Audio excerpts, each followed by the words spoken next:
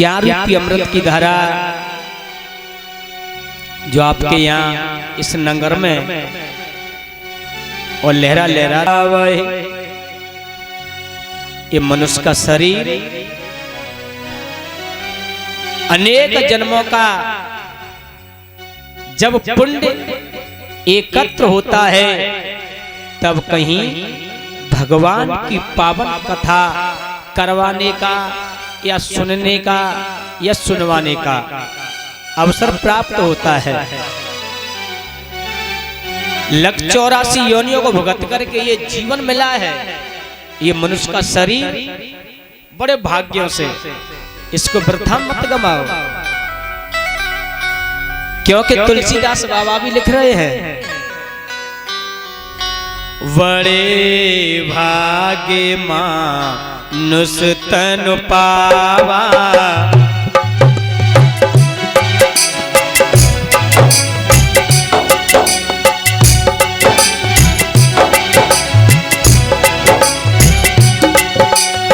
सुर दुर्लभ सब ग्रंथ गावा,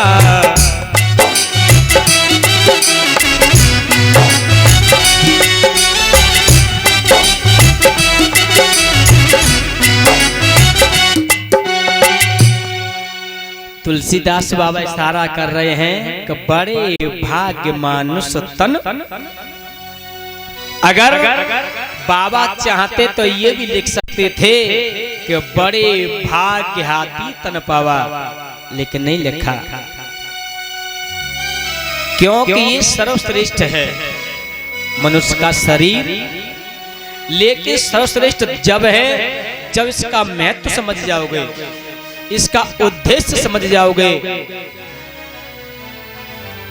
और व्यर्था में जीवन गंवा दिया तो पशु में और हम और तुम में कोई अंतर नहीं। इसलिए मेरे भैयाओ, मेरी माताओं, इस जीवन को सार्थक बनाना चाहिए। जो आपके यहाँ श्रीमद् भागवत महापुराण ज्ञान यज्ञ जो सिया राम जी के द्वारा इस नगर में और लाए हुए हैं, श्रीमद् भागवत पुराण कोई कोरा उपन्यास नहीं है। इसमें 4 वेद, 6 शास्त्र, 17 पुराणों का निचोड़ बना करके जब ये श्रीमद् भागवत महापुराण की उपाधि दी गई है,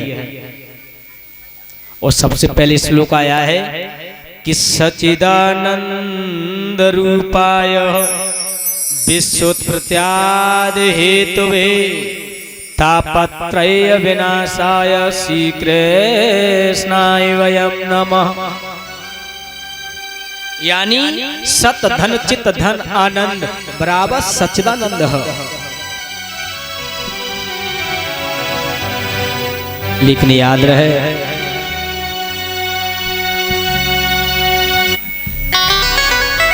परीक्षित महाराज जी न खड़े आ जाओ, तुम तो बैठी दो।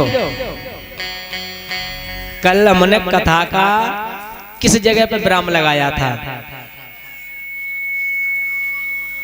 और देखो परीक्षित महाराज कह रहे व्यास जी तुमने पांडाल के नीचे और व्यास पीठ में विराम लगाओ,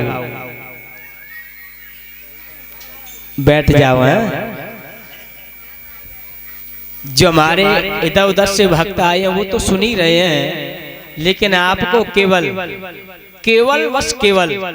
हमारी तरफ गौर करना है। बोलिए वृंदावन बिहारी लाल की जय हो। कल अंतिम क्षण में हमने कथा सुनाई थी पापी धुंधकारी की, जो वैश्याओं के साथ रमण करने से जो प्रेत योनि को प्राप्त हो गया। संकृवेश संकृष्टि संकृच्ये मह्यो हवत संक्रंदे संक्रजांग्रे पुनराकृष्यो अभूवत।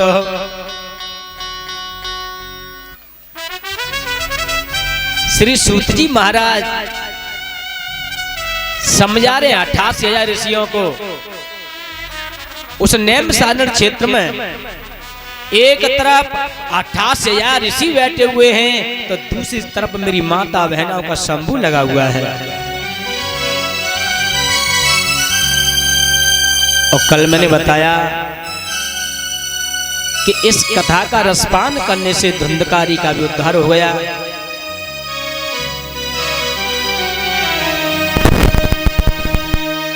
वेद व्यास लिखते हैं, तुम्भं नमो जगतच्चे नम्रे मुक्तिं ये तु कामः तच्चक्रबहादुर्शं सूर्यः प्रगटो भिम्यो भासतमः। जब गोकर्ण महाराज ने सूर्य देवता का आह्वान किया तो सूर्य देव ने कही कि अपने भाई धुंधकारी को भगवान की पावन भागवत सुनवा दीजिए। और जब व्यास मंच बना करके गोकर्ण महाराज जी ने धुंधकारी को आले गीले बांस में बैठा करके जब भगवान की पावन कथा का रसपान कराया है,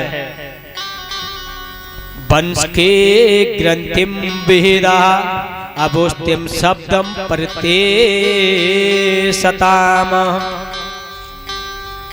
सप्तम दिवसीय कथा श्रवण कराने से सातों गांठ बांस की चटक गई और 4 भुजाओं के रूप में धुंधकारी निकला है। स्वर्ग से विमान आया।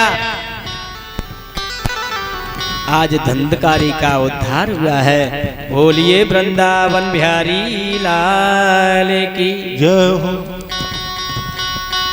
मैंने कल भी कहा कि 2 दिन की कथा थोड़ी टेढ़ी होती है। अभी सुखदेव जी का जन्म नहीं हुआ है और ना परीक्षित का जन्म हुआ। 88,000 ऋषियों ने सोने का देख ऋषियों को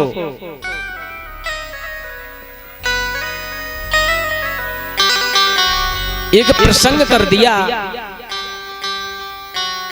क्या प्रभु एक बात बताइए कि सुखदेव भगवान का इस पृथ्वी पर आगमन कैसे हुआ? कृपा करके उनके जन्म के बारे में हमें समझाने की कृपा करें।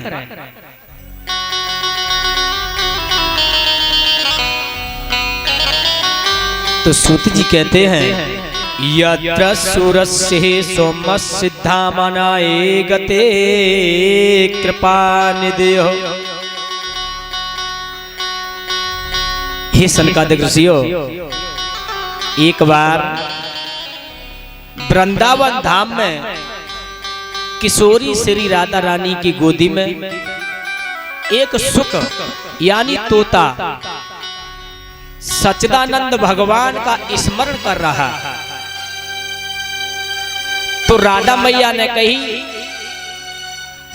कि हे सुख, आप जन जन में जाकर के धर्म का प्रसार करो, आप मृतलोक में चले जाओ। सुख यानी तोता कहता नहीं मां, मैं मृतलोक में नहीं जाऊंगा।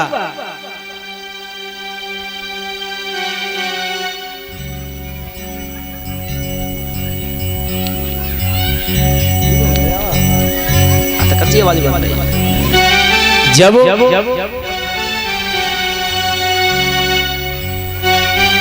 सुख ने कही मां, मैं मृतलोक में नहीं जाऊंगा क्योंकि वहां भगवान विष्णु की माया जकड़ लेगी।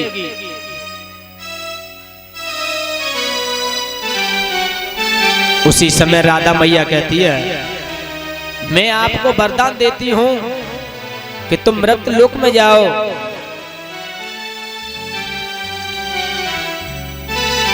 तुम पर भगवान विष्णु की माया का कोई असर नहीं होगा।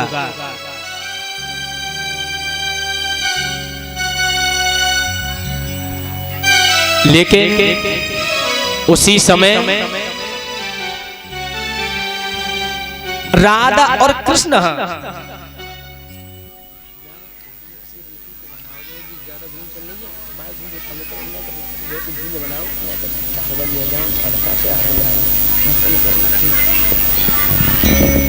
उसी समय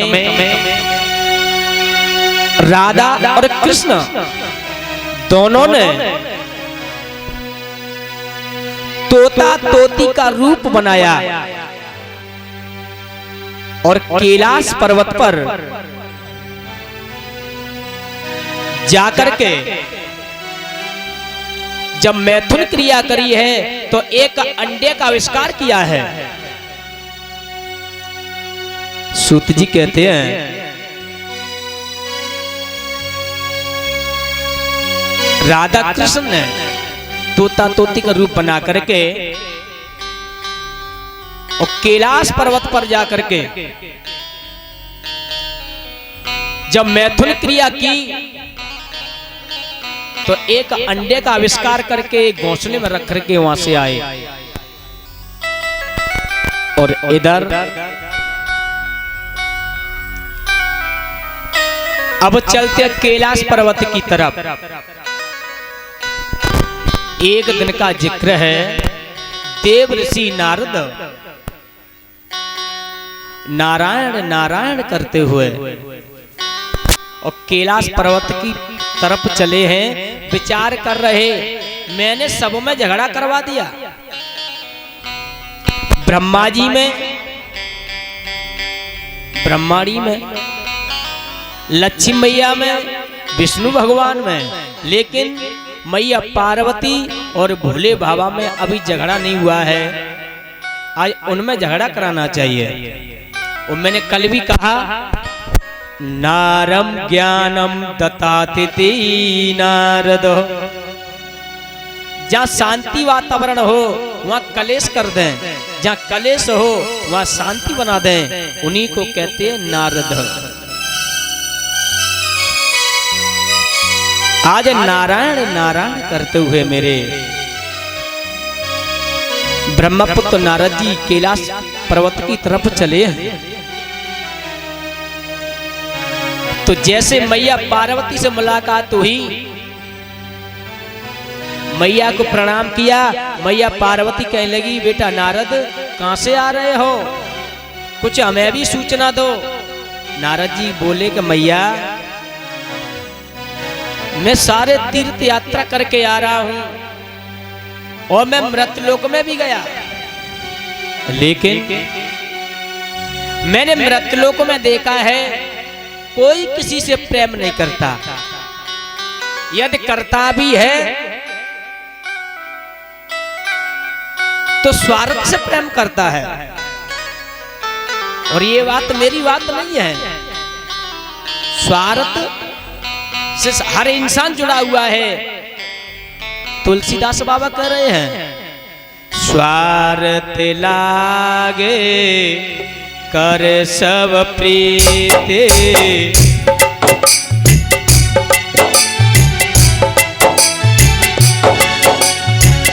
ऋषि मुनियों की है ये रीते,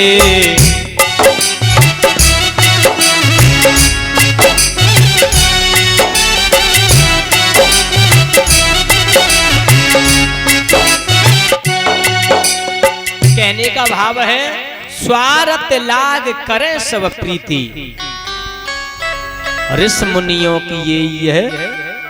हर इंसान स्वार्थ से जुड़ा हुआ है।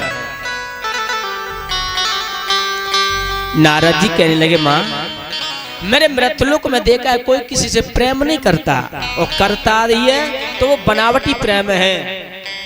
मैया पार्वती कहने लगी, नारद इस बात को मैं नहीं मानूंगी। क्या क्यों? कि मेरे पति इतना प्रेम करते हैं, इतना प्रेम करते हैं कि मेरे पति के जो गुरु थे, जो मंत्र दिया था उसको भी मुझे बता दिया है। नारद जी बोले, अच्छा कि हाँ। अब नारद जी बोले, मैया क्या पूछो बेटा।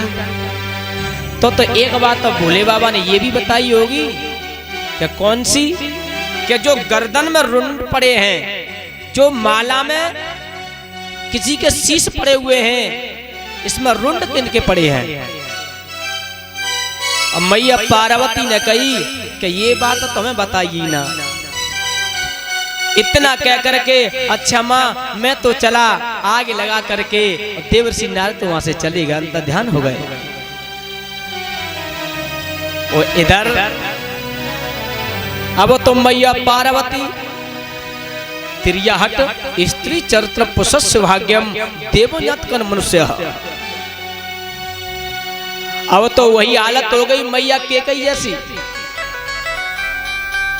मलिन वस्त्र पहन करके मैया अब तो मुंह फैलाए के और बैठ गई।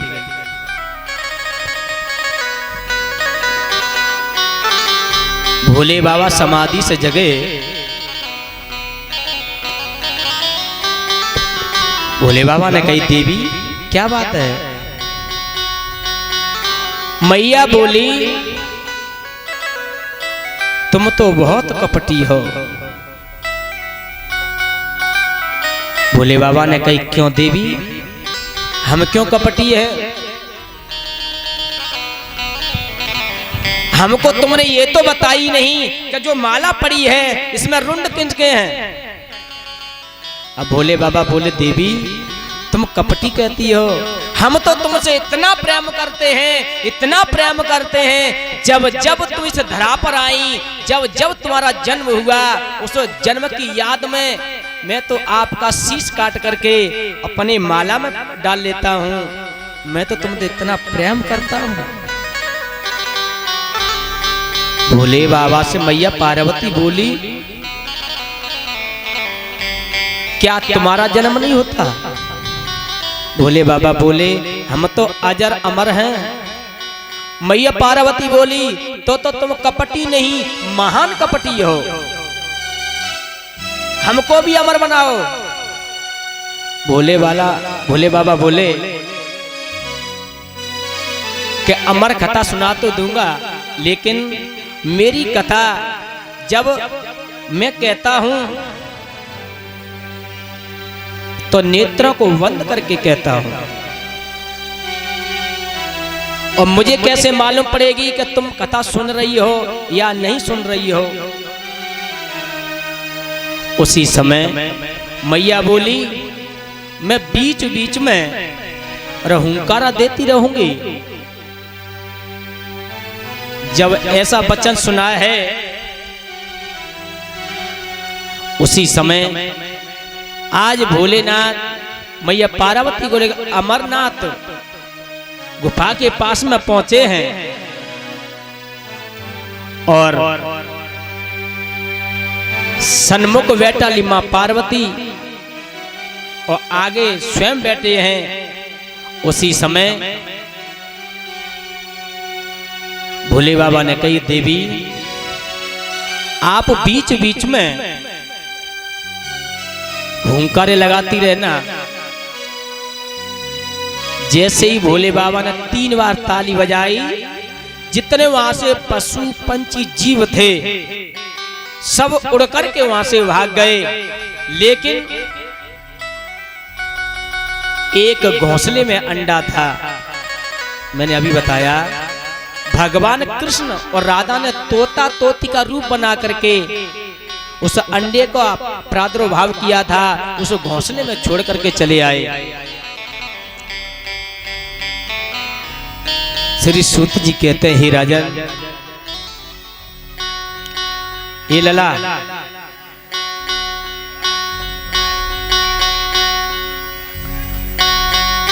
जब व्यवस्था है अब आप सट मत करो।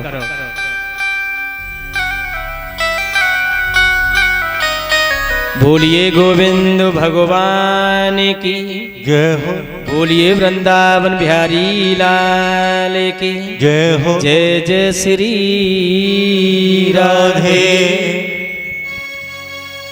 उसी समय भोले बाबा ने 3 बार जैसे ही ताली बजाई है तो सारे जीव जंतु वहां से और वहां से अंतर ध्यान हो गए, लेकिन और जब भोले बाबा बैठे हैं, अमर कथा को प्रारंभ कर दिया। पहले दिन की कथा और जब प्रारंभ हुई तो वो जो अंडा था वो फूट गया। जब जीव का प्रादुर्भाव हुआ, धीरे धीरे कथा भोले बाबा कहते जा रहे हैं, सुनाते हुए चले जा रहे हैं।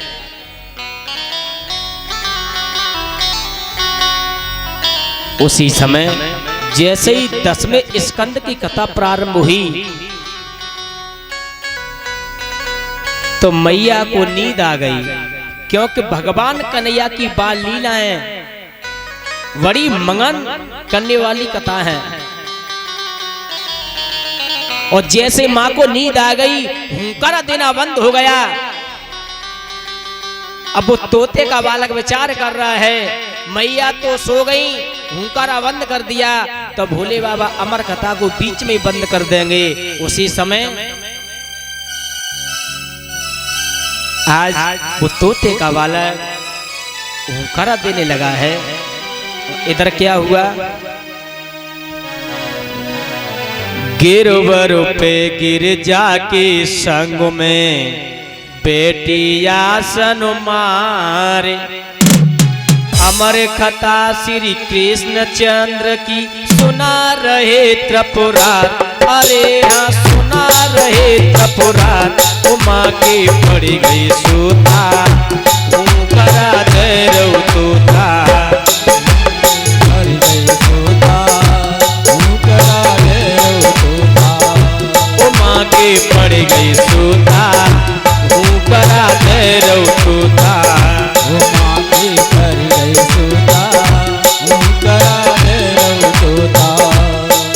अरे गिरवर पे गिर जाके संग में बेटी आसन मार, अमर कथा श्री कृष्ण चंद्र की सुना रहे त्रिपुरार। अरे सुना रहे त्रिपुरार, उमा के पड़ गई सूता, हुंकारा दे रहो तोता। उमा की पड़ गई सूता, हुंकारा दे रहो तोता। हरि बोल।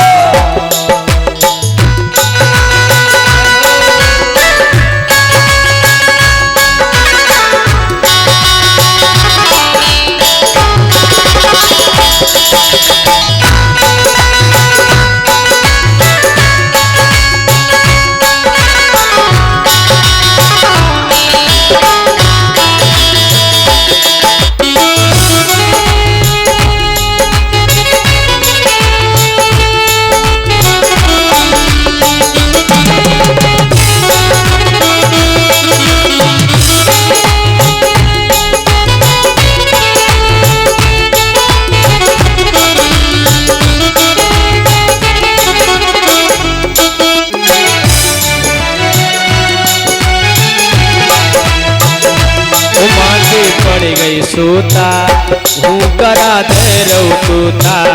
उमा के पड़ गई सूता, हुंकारा दे रहो तोता। उमा के पड़ गई सूता, हुंकारा दे रहो तोता। और ये रामतार कुशवाहा जी बटेश्वर के रहने वाले और हमारा पुष्पों की माला का हार पहना करके जो सम्मान किया है, एक बार सभी मेरी माताएं भाई जोरदार ताली बजा करके इनका स्वागत करेंगे। मैं तो परमात्मा से यही प्रार्थना करूंगा, हे दीनों के दयाला, हे पार ब्रह्म परमात्मा, हे ईश्वर, ऐसे भक्तों के घर आंगन में परिवार में सदा खुशियों की बहार बनी रहे, प्रभु की कृपा बनी रहे। एक बार सभी प्रेम से बोले, बोलिए बटेश्वर धाम की जय हो। अभी आवाज कम आई है, नेक और आवाज खोलो है। बोलिए शंकर भगवान की जय हो। इतने जने बैठे तुम समझते तो मेरी ज्यादा आवाज निकल रही है।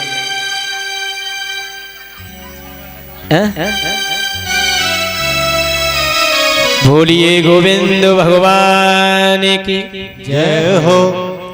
इस तरीका से आज मैया तो सो गई, अब वो तोते का बालक हुंकरा देता है। जब 12 स्कंद की पूर्ण कथा हुई, जब लास्ट में भोले बाबा ने जयकार लगाया, अब मैया की नींद खुली आंखों को और मीड़ती हुई बोली कि प्रभु आगे और सुनाओ।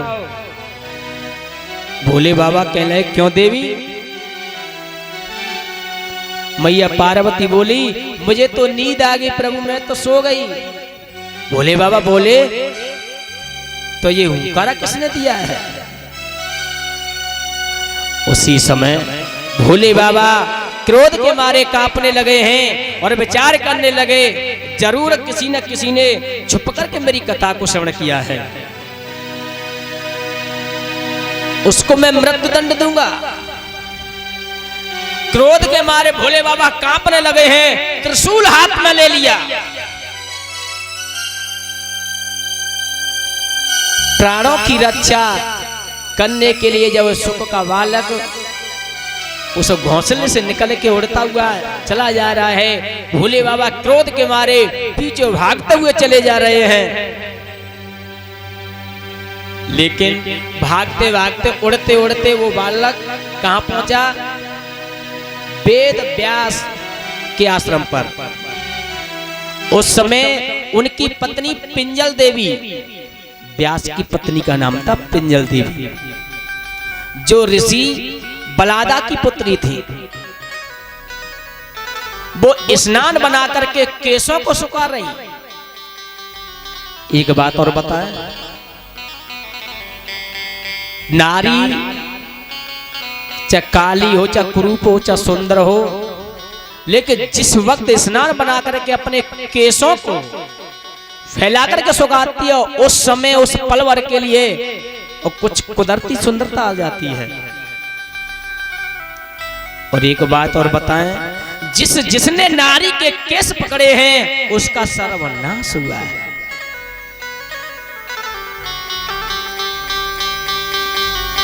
इन बालों का नाम इंग्लिश में नाम है केस। और अगर काउते लड़ाई है जाए तो रिपोर्ट करते हैं तो कह देते हैं का बना दिया केस। क्या बात है, तो केस है गो भैया, केस लड़ रहा है। दुशासन ने द्रौपदी के केसों को पकड़ लिया। ऐसा केस हुआ, ऐसा हुआ, सर्वनाश हो गया। जब मैया देवकी को कंस विदा कर रहा तो कंस ने भी मां देवकी के केसों को पकड़ के नीचे पटका, सर्वनाश हो गया। मेरा कहने का भाव है, जिस समय केसों को फैला करके पिंजल देवी और बालों को सुखा रही, उसी वक्त सूक्ष्म रूप बना करके वो तोता क्योंकि अमर हो गया और छोटा रूप बना करके उसी वक्त पिंजल देवी को जमाई आई तो मुखार बिंद के द्वारा गर्भ में जाकर के प्रवेश हो गया। उसी समय दौड़ते हुए भोले बाबा आ गए। व्यास भगवान से बोले व्यास जी क्या हमें ऐसा मालूम पड़ रहा है कि तुम अपने यहाँ चोरों को जगह देते हो। व्यास भगवान बोले क्यों? यहाँ एक चोर आया है, बताने की कृपा करे। अब वेद व्यास भगवान बोले बात का बन गई, उस बात को बताओ। भोले बाबा बोले हमने अमर कथा सुनाई थी पार्वती को, लेकिन वो छुप करके अमर कथा सुन के आया है, मैं उसे जीवित नहीं छोड़ूंगा। व्यास भगवान बोले जिसने अमर कथा ही सुन ली तो तुम तो का तुम्हारे बाप हुआ आ जाए भी ना मार सके। अब तो भगवान शंकर लौट करके कैलाश पर्वत पर आए हैं और इधर 12 वर्ष हो गई उस बालक को गर्भ में रहते रहते। वेद व्यास भगवान कहते हैं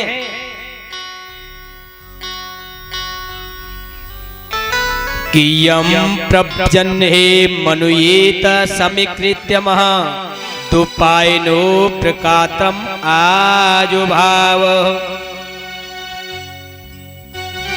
वेद व्यास भगवान कहते हैं कि पुत्र अब तो बाहर आ जाओ। गर्भ से आवाज आई कि पिताजी मैं बाहर नहीं आऊंगा। कि क्यों? कि बाहर आ गया तो भगवान विष्णु की माया मुझे जकड़ लेगी। लेकिन जब ज्यादा प्रार्थना करी है तब वो सुखदेव गर्भ से बाहर आए हैं और बचपन से ही गोपिन पहन करके यज्ञोपवीत धारण करके सन्यासी रूप बना करके वन के लिए निकल गए। वेद व्यास भगवान पीछे पीछे दौड़ते वही चले जा रहे हैं। पुत्र आगे आगे भागता हुआ चला जा रहा है कि पुत्र पुत्र ठहर जाओ।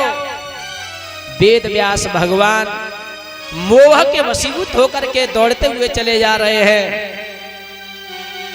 लेकिन याद रहे सुखदेव जी चले जा रहे हैं। एक तालाब पर कुछ नारियां निर्वस्त्र होकर के स्नान कर रही थी। लेकिन नारियों ने वस्त्रों को नहीं पहना। और जब वेद व्यास को देखा है तो नारियों ने वस्त्र धारण किए हैं। वेद व्यास भगवान बोले देवियों एक बात बताइए, जब मेरा नन्हा सा बालक आपके समीप निकल के चला गया, जब तो वस्त्रों को पहना नहीं, बात क्या है? उसी समय वो नारी कहने लगी कि व्यास भगवान तुम्हारे पुत्र के नजर में तो सब जगह हर जगह सच्चिदानंद परमात्मा का वास है। उसको तो यही बोध नहीं है कि कौन नर है कौन नारी है। वो तो सबको एक रूप एक समान देखते हैं। उनको कोई भेद अंतर नहीं है। और ये बात सत्य है। इस संसार में आकर के हजारों जातियां बना करके तैयार कर दी। कुशवा ठाकुर पंडित धोबी नाई पता नहीं कितनी जातियां हैं, लेकिन भगवान के दरबार से कोई जाति का भेदभाव नहीं है। तुलसीदास बाबा भी सारा कर रहे हैं। जाते पाते पूछे नहीं कोई, हरि को भजे सुहरि कोई होई। जात पात का कोई भेदभाव नहीं। ये तो जात हमने बना करके तैयार कर दी।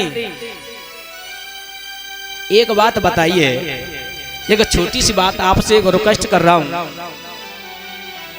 यहां से थोड़ी दूर बटेश्वर का धाम है, वहां जाते हो, गंगा जी जाते हो, हरिद्वार काशी गोदावरी वृंदावन मथुरा जाते हो, वहां कोई पूछता है तू कौन बिरादरी का है कि यहाँ पूजा करे या मत करे? दान दक्षिणा चढ़ाई जाती है तो कोई मना करता है? गंगा जी पर जाते हो, कोई पूछता है तू कौन है इसमें नहीं स्नान करेगा? कोई मना करता नहीं करता। बटेश्वर में जाते हो और सभी बिरादरी के जाते हैं, कोई वहां मना करता है कि तू जमुना जी में स्नान मत कर? भगवान के दरबार में तो केवल एक ही जाति है, वो कौन सी? मनुष्य है। ब्राह्मण क्षत्रिय वैश्य शूद्र ये तो कर्मों से होता है इंसान, किसी के मस्तक पर नहीं लिखा है। ब्राह्मण क्या है? जो अपना ये सिर है, जिसे विवेक है वो ब्राह्मण है। क्षत्रिय कौन है? ये भैया वैश्य क्या? पेट, शूद्र है पैर। हर इंसान सब समान है। कर्म प्रदान सूरज राका। कर्म वरदान है। इंसान कर्म से ही पूजा जाता है। इसलिए भागवत प्रांगण में आते हो तो अहंकार लेकर के मत आओ, मन को निर्मल करके आओ। अगर परमात्मा ईश्वर श्री राम कृष्ण अगर जात बरादरी को मानते थे तो बिदरानी के केले के छिलकों को भगवान नहीं खाते। मर्यादा पुरुषोत्तम श्री राम भीलनी के झूठे वीरों को नहीं खाते। इसलिए जो भगवान को भागता है परमात्मा तो उसे गोदी में उठाते हैं।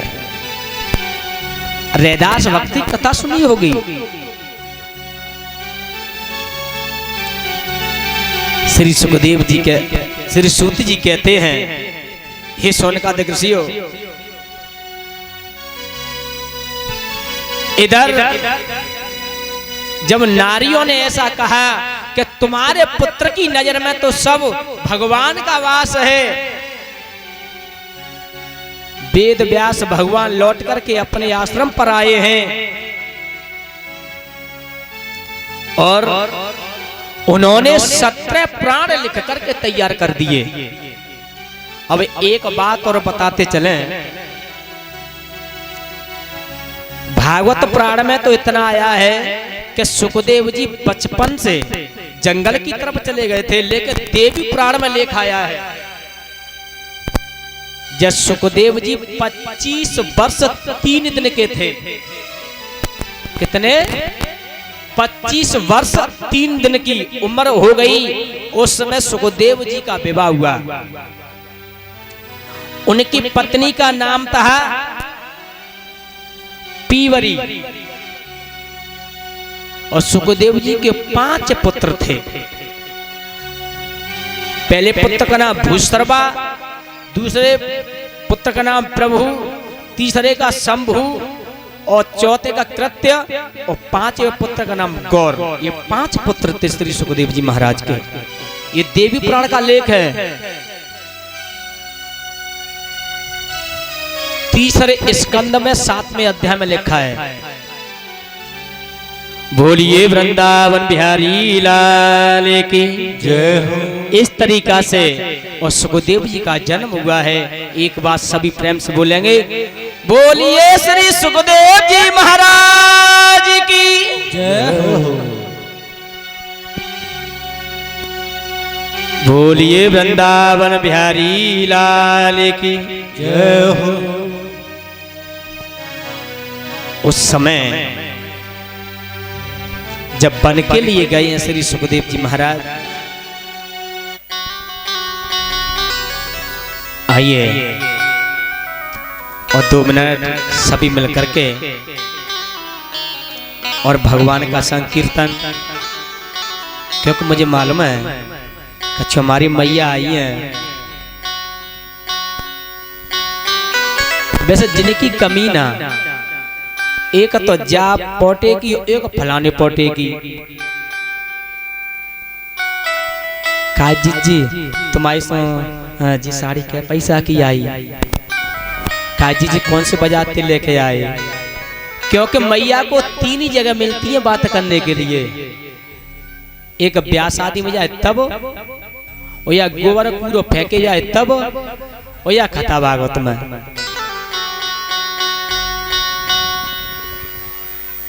जी दादी माई ने जगा दी जे तो सोई गई। बोलिए गोविंद भगवान की जय। बोलिए वृंदावन बिहारी लाल के जय। जय श्री राधे।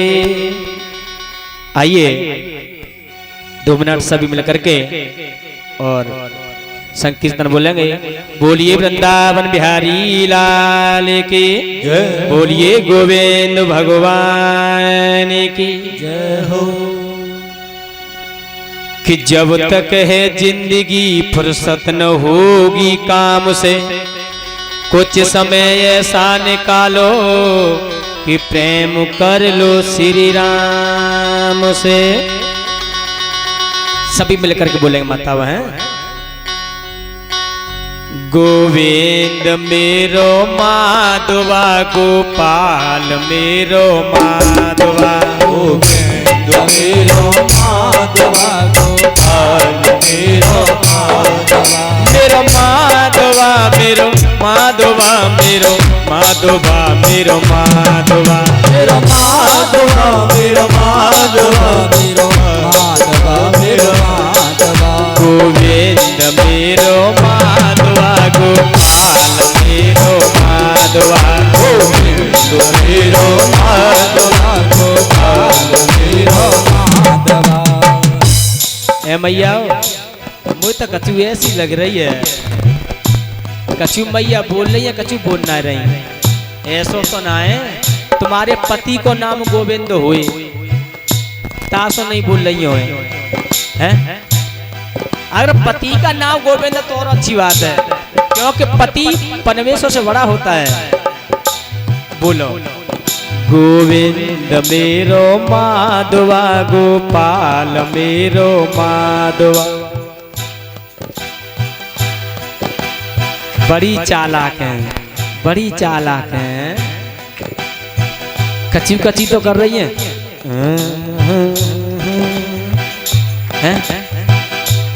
प्रेम से बोलो गोविंद मेरो माधवा गोपाल मेरो माधवा गोविंद मेरो माधवा गोपाल मेरो माधवा मेरो माधवा मेरो माधवा मेरो माधवा मेरो माधवा मेरो माधवा मेरो माधवा मेरो माधवा मेरो माधवा मेरो माधवा मेरो माधवा मेरो माधवा मेरो माधवा मेरो माधवा मेरो माधवा मेरो माधवा मेरो माधवा ये गोविंद मेरो माधवा गोपाल मेरो माधवा। हरि बोल मेरो माधवा गोपाल मेरो हरि बोल।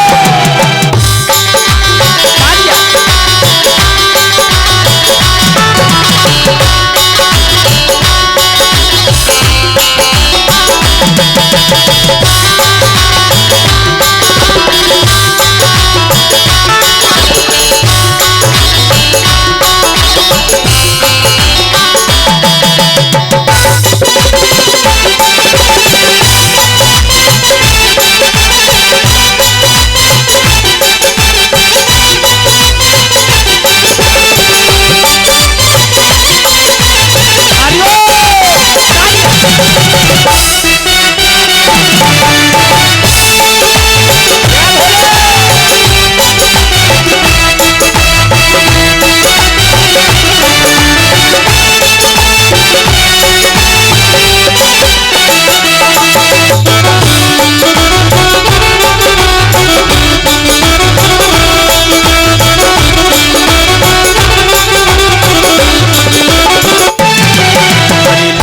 लूट ददमाकन खाया काम देव को मारे भगाया।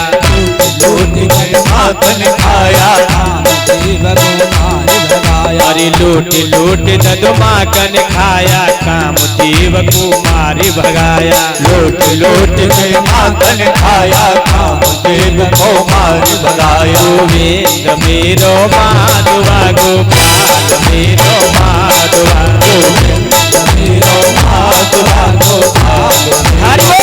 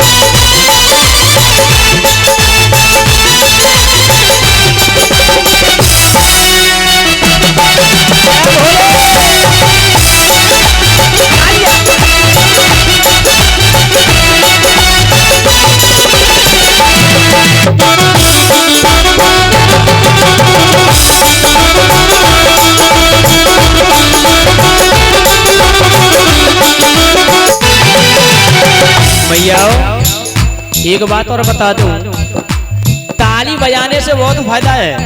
ना तो नींद आएगी और जो रेखा अशुद्ध हो जाती है वो शुद्ध हो जाती है। इसलिए याद रखो, भगवान का जब कीर्तन होता तो ताली अवश्य बजानी चाहिए। और अगर बगल की बजावे नहीं तो अच्छा सी न कौन मारते हैं।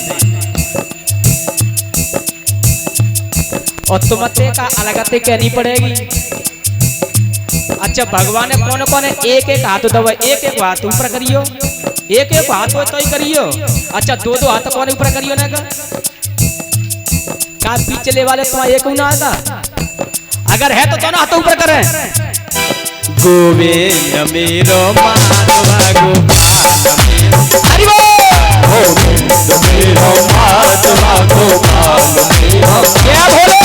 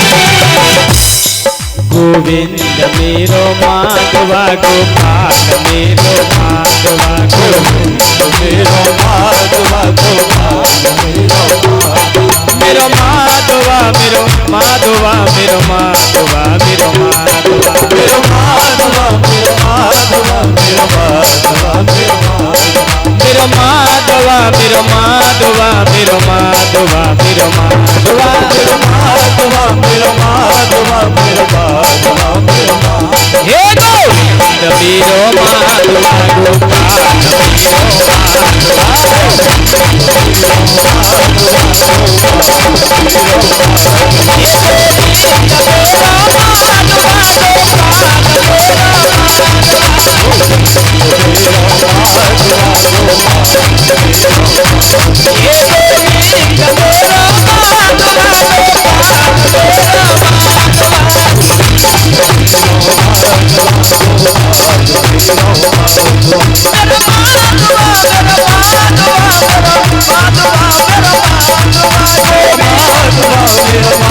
माधवा गोपाल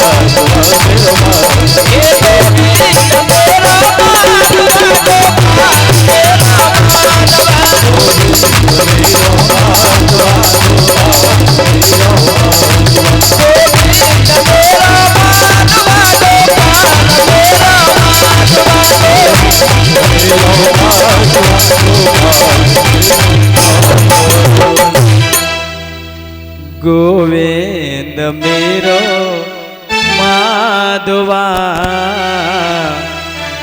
गोपाल मेरो माधवा।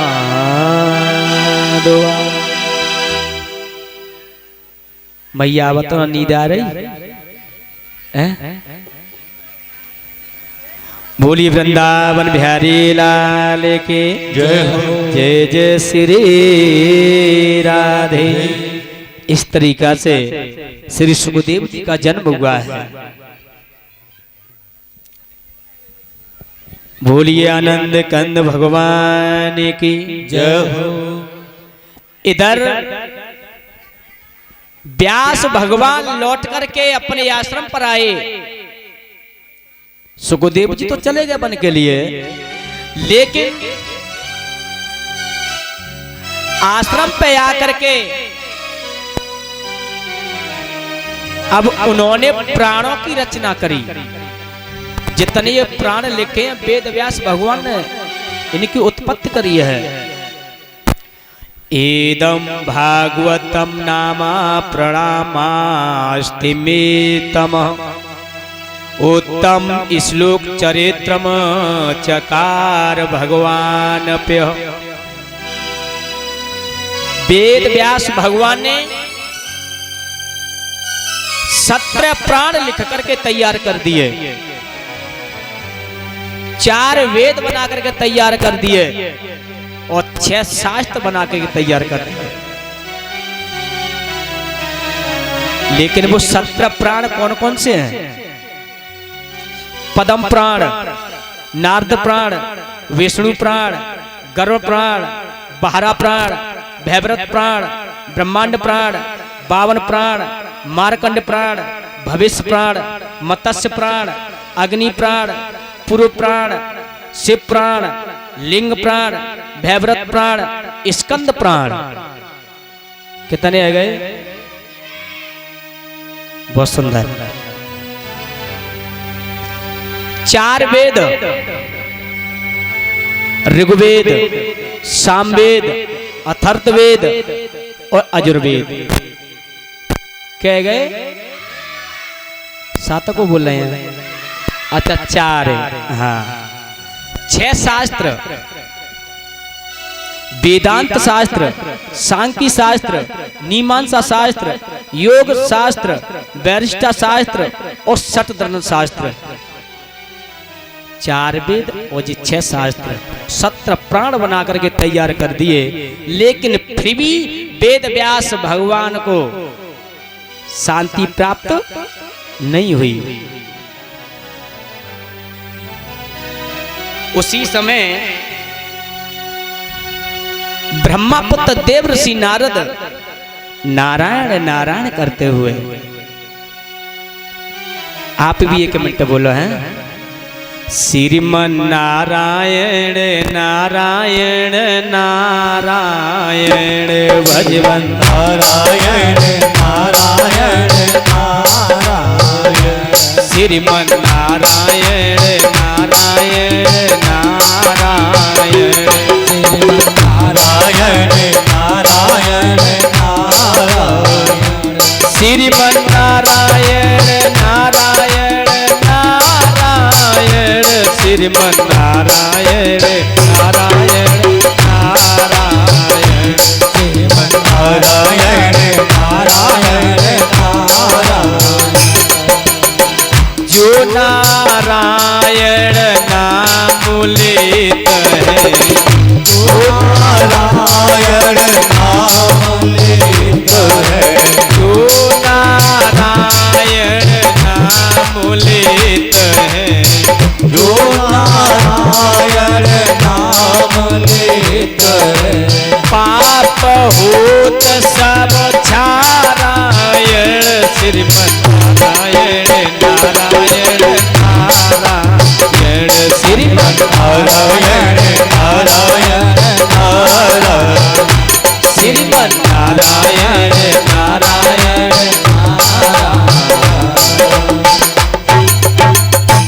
इस तरीका से नारायण नारायण करते हुए ब्रह्मपुत्र नारद जी पहुंचे हैं व्यास भगवान के आश्रम पर।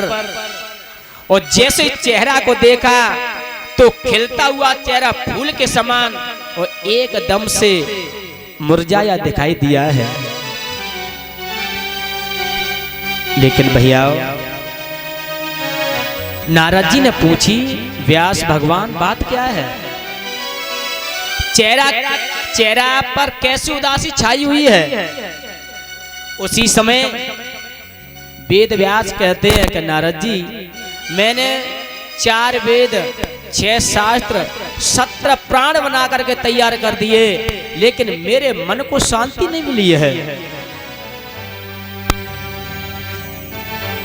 मैया एक बात बताना, और भैया मैं दोनों से पूछ रहा हूं, जब तुम भोजन बनाती हो ना, भोजन में आप लाखों रुपए के मसाले डाल देना सब्जी में, लाखों रुपया के मसाले ला करके पटक दो सब्जी में, लेकिन केवल एक नमक मत डालना। अब मुझे सही बताइयो, वो सब्जी अच्छी लगेगी? चाहे वहां में लाखों रुपए के कितने भी हैवी से हैवी मुंशी पन्ना के मसाले क्यों ना डले हो, लेकिन बिना नमक के वो का मतलब के नहीं। ऐसे ही नारद जी ने कही कि व्यास जी आपने 4 वेद 6 शास्त्र और 17 प्राण बना करके तैयार कर दिए हैं, लेकिन अब इनका निचोड़ निकाल करके 4 वेदों का 6 शास्त्रों का 17 प्राणों का निचोड़ निकाल करके एक प्राण और बना करके तैयार करो, जिसे नमक कहते हैं। नमक डालने से सब्जी के अंदर स्वाद बनता है। ऐसे ही 17 प्राण 4 वेद 6 शास्त्रों का निचोड़ बना करके एक श्रीमद् भागवत महाप्राण तैयार किया है। इसलिए 17 प्राणों में से महाप्राण की उपाधि किसी और को नहीं दी गई है, केवल श्रीमद् भागवत को ही दी गई है। श्रीमद् भागवत महाप्राण, इसमें सभी सार छुपा हुआ है। बोलिए श्री भागवत महाप्राण की जय हो। बोलिए वृंदावन बिहारी लाल की जय हो।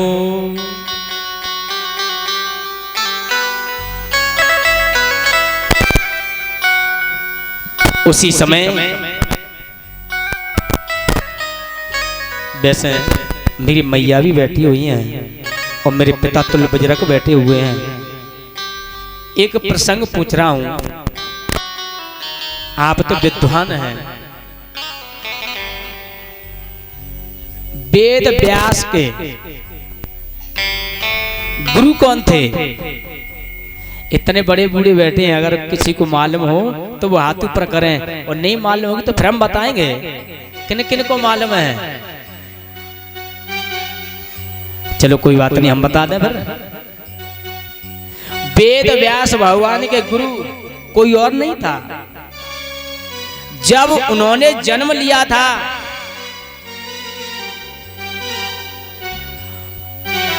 तो वो जब जन्म उन्होंने लिया था वो पूर्ण ब्रह्म विवेकी और प्रकृति अनुभव उनके स्वयं गुरु थे। प्रकृति और अनुभव उनके गुरु थे। उन्होंने इन प्राणों की रचना की है। बोलिए वेद व्यास भगवान की जय। जय जय श्री राधे, जय जय श्री राधे श्याम। लेकिन माताओं भाइयों, ये संसार बड़ा अनोखा है। जब ये जीव मां के गर्भ में था तो प्रार्थना करता दीनों का दयाला, हे ईश्वर इस गर्भ से तू मुझे बाहर निकाल, मैं तेरो ही आकर भजन करूंगा। भगवान की कृपा से जब बाहर आया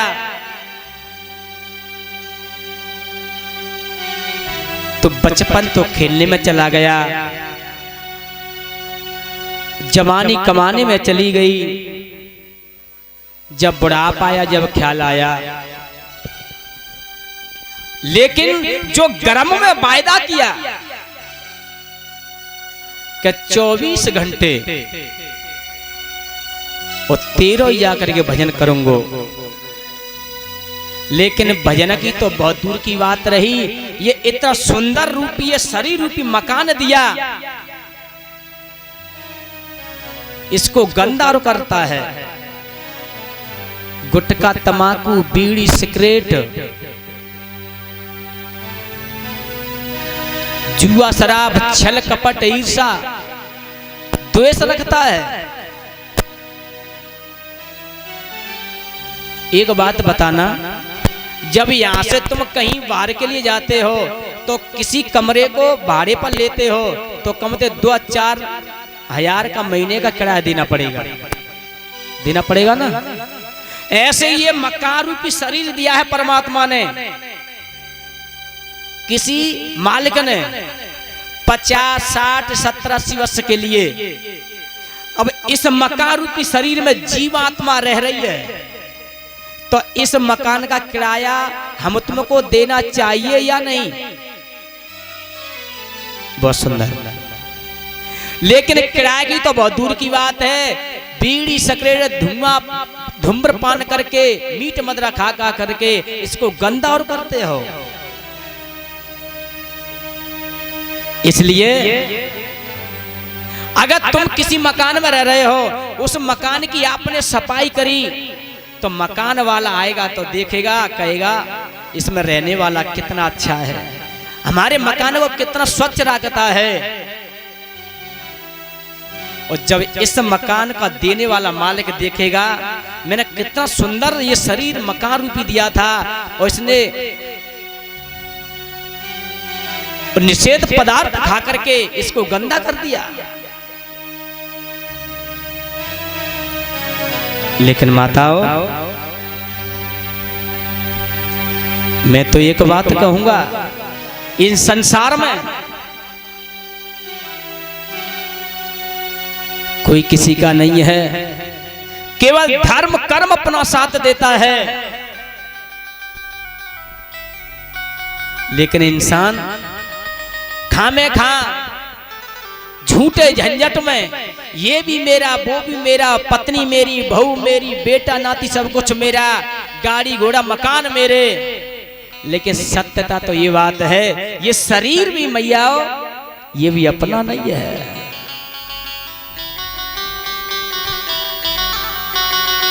देखो क्या मिलता है संसार में रस लेते लेते।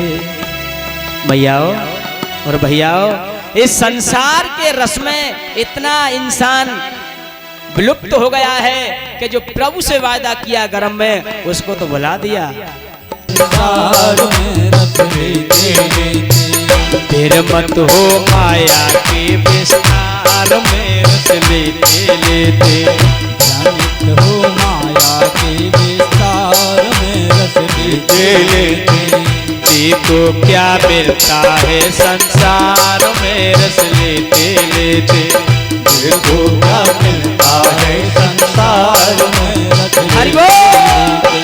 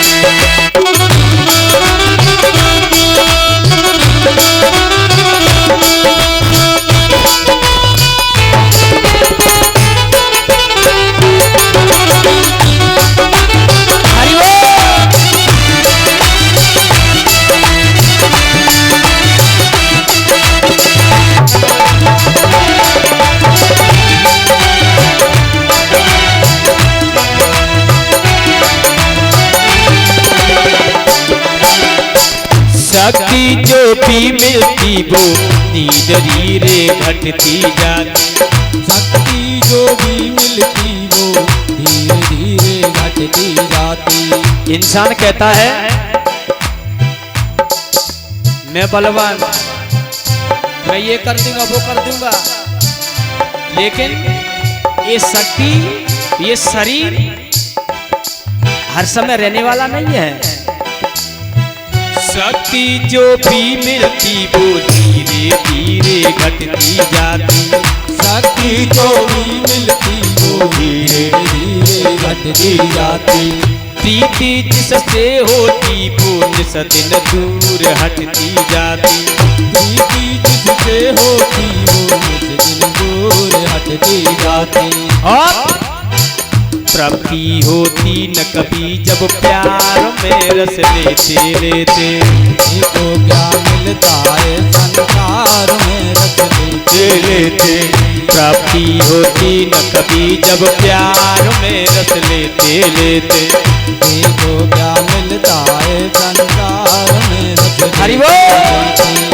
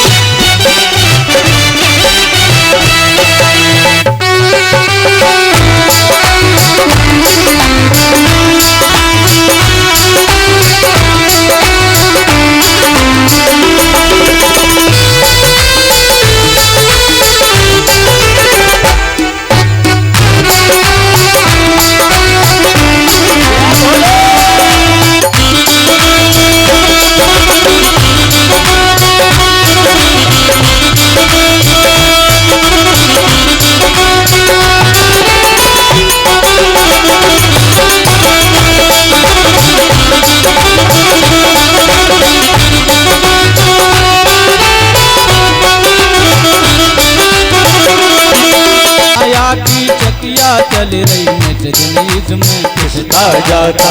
माया की चकिया चल रही जिस दिन इसमें पिसता जाता।